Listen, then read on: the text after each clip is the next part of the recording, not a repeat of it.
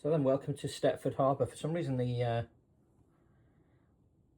focus seems to be messing about, and I don't quite know why. So we've got, this is what I do when I'm bored. This was all scratch built and hand painted by me. So as you can see, we've got a container terminal. We have a grain and general stores desk, general cargo, the old ocean liner terminal at Southampton with ships aboard. There's a ferry terminal. So the ocean liner terminal is effectively a ferry terminal. We move along. There's Ben McCree loading up Ro-Ro vessels. And that is the old Hamburg port. Now, it came unpainted and I've painted them all. I'll focus on that in a minute because you'll get to see some of the steam engines I've painted with the right colours. They are New York. They came unpainted, so I've painted them all up personally. They were the Piers 57 and 60, I believe, in New York. I'll go through what ships they are in a second. Let's see if I can get it to work. So as we zoom in, it seems to be changing things. So as you can see, I've hand painted all of this. There we go. It's just changed it over, which won't, it's been a pain. There we go. So you can see, I can get the frame rate from stop being a nuisance, that I've painted all the locos. So they've all got red buffer beams on. They're all in BR blue. Okay, so I've done it in BR blue because I felt that BR blue was a better colour for it. So as you can see, there's a container train heading out the port. There's plenty of locos. You'll notice the BR blue ones. There are named locos there. Yes, I am that sad. And there's some shunting locos on the top end of the yard. There's a coal train there being put together with a passenger boat train coming in for the yard. Yes, I know, I'm a nerd. So the boats, most of them came as they are. I've repainted some more added detail. So if you look at, I don't know how well I can get this to focus in. So that's Aquitania. You notice, like there, that's all been done by me, and I've put the stripes around them to try and make them look a little bit more. And most of these came scratched up to buggery. I got them cheap, and most of them have been repainted. So the hulls have been repainted, and the whites on there and on the top of the decks have been done by me to make them look a little bit more. The top of the lifeboats were all white, and I've sort of changed them to make them look a little bit more realistic. So around there's another loco there with goods trains being loaded up. Again, they came plain, and I painted all them. There's a Hornby mimic ships for a lot of them. Some of them are kits. That was a kit. That's Hornby. The ocean terminal is Hornby. Is a Hornby mimic ships that I've repainted. It came, this one was scratched absolutely, you wouldn't recognise it, and I've repainted it all and added the grey roof and all the lining to it, and there's a couple of tugs there waiting. Tugs. So we've got, that's a Guernsey ferry by Hornby Mimics that was painted up by me. So as we move over, I'm going to have to step over, so just bear me a sec with a jolt. Oh, there we go.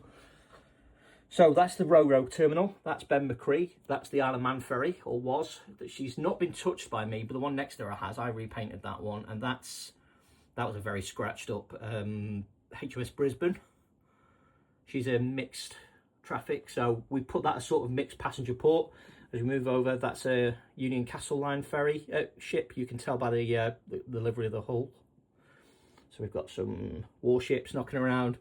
Large ocean going ferries. So as we go here, you'll see this is the Ro-Ro port. Again, another diesel locomotive in BR blue named. Lorries going into the port. I know. So this was built like this, and I had to paint it from scratch. So this was Hamburg, so I've painted it. So you've got BR blood and custard coaches with a red coach, and oh look, we've got a green one with gold chimneys. There's a shock steam engine. And those of you that know the nerdiness of me will know that that loco is not allowed to go south of Crewe because it has the diagonal on the thing. The scale of it, if I put my finger, you'll see how small that loco is to paint. So there's my fingernail. Yeah, my dirty fingernail. That's the height of the loco, and I had to repaint them all manually. That's a Union Castle ship that was in an absolute wreck when I got her, and she's been repainted. You can see some of the chips there because I haven't been able to colour match the hull yet. That's a Hamburg America line ship. And as we move over, so we've got a couple of buses that I've repainted. They came in bare metal. They're now in red and white, almost London livery. So I see all the locos have been painted into British Railways colours. Yeah, I know. So that's the New Amsterdam. This was New York. So this came as plain. In fact, if I lift it up, you might just be able to see it. That was the colour it was when it came. Okay, so it was just resin, plain resin. And I've painted the whole terminal myself and added all the details on. So that was the Cunard Pier at New York.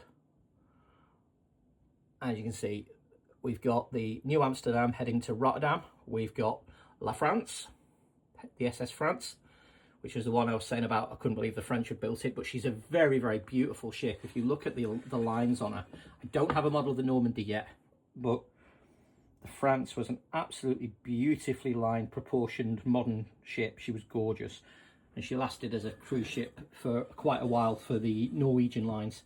And of course we have Her Majesty the Queen.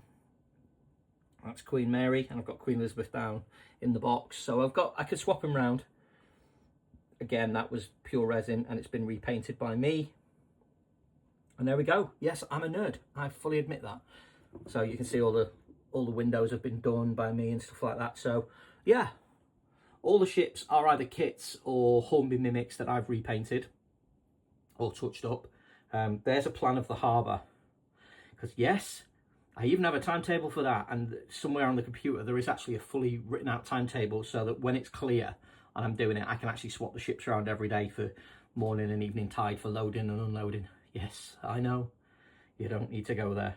So theoretically I can fit 18 ships in dock, and probably about 6 or 7 on the top. So at any one time you can fit about 24 ships on the display. So there we go. So I don't think I've ever done a video of it before.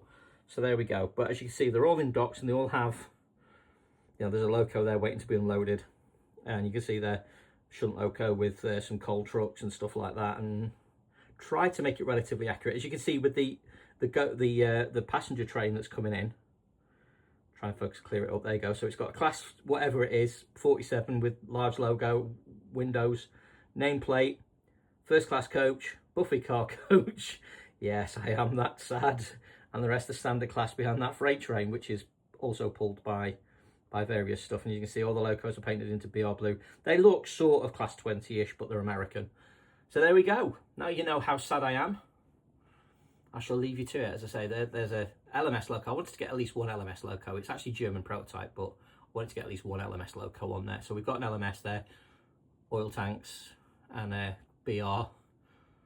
And there's your Great Western loco, or BR Green, whichever you wish, double-headed, with Southern livery coaches, just to prove that I don't bias. I had to put the diagonal stripe on it just because I'm sad. And as I say, there's the two buses as well. So there we go. Yes. Oh, there's another loco sneaking around there on a train.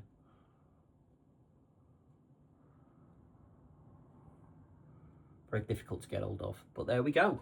So yeah, I'm sad. I'm fully aware, but there we go. That's what we do.